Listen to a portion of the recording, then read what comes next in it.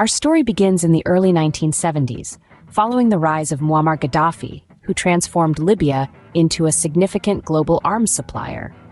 The vast wealth from oil revenues enabled Libya to amass a formidable arsenal, which Gaddafi didn't hesitate to distribute to various African nations to help fight against colonial rule and apartheid. As we ventured into the 1980s, Libya's arms distribution extended to rebel groups across the continent, fueling insurgencies and escalating conflicts. From the deserts of Chad to the lush landscapes of Liberia, Gaddafi's arms found their way into the hands of those willing to wage war.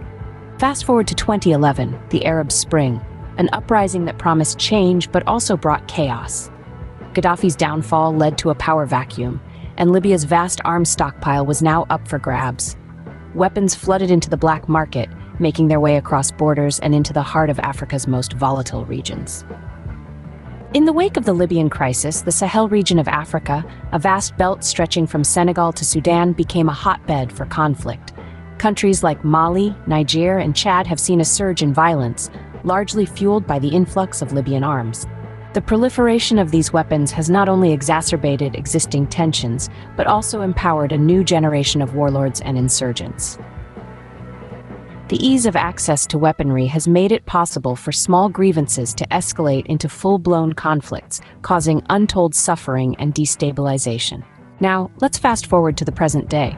Despite numerous international efforts to cease the flow of weapons, Libya remains a major hub for illicit arms trade.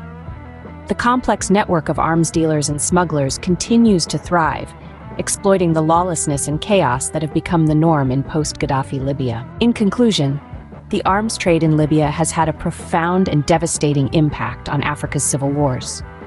From the early days of Gaddafi's rule to the current state of affairs, the unchecked flow of weapons has fueled conflicts, empowered warlords, and destabilized nations. It's a stark reminder of how the ripple effects of one country's internal affairs can reverberate across borders, shaping the course of history and human lives across an entire continent.